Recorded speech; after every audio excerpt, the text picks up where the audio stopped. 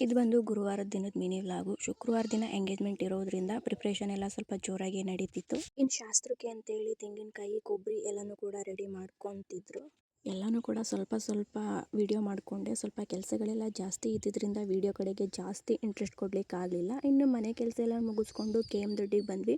ಸ್ವಲ್ಪ ಕೆಲಸ ಸಣ್ಣ ಪುಟ್ಟ ಕೆಲಸಗಳೆಲ್ಲನೂ ಮುಗಿಸ್ಕೊಂಡು ಬಿಡೋಣ ಅಂತೇಳಿ ಮೊದಲಿಗೆ ಜ್ಯುವೆಲರಿ ಶಾಪಿಗೆ ಬಂದ್ವಿ.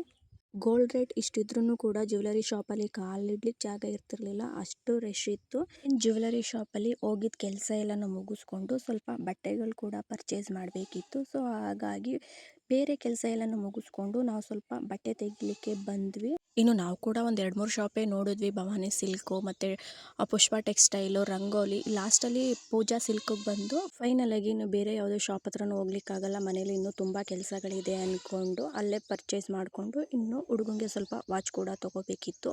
ಅಲ್ಲಿ ವಾಚ್ ಸೆಲೆಕ್ಟ್ ಮಾಡ್ಕೊಳ್ಳೋಕ್ಕೂ ಕೂಡ ಬಂದು ವಾಚ್ನು ಕೂಡ ತೊಗೊಂಡೆ. ಕೆಲವೊಂದನ್ನ ವೀಡಿಯೋ ಮಾಡ್ಕೊಳ್ಳಿಕ್ಕೆ ಆಗ್ತಿರ್ಲಿಲ್ಲ, ಸೊ ಸ್ವಲ್ಪ ವೀಡಿಯೋ ಮಾಡಿಕೊಂಡೆ. Thank you friends.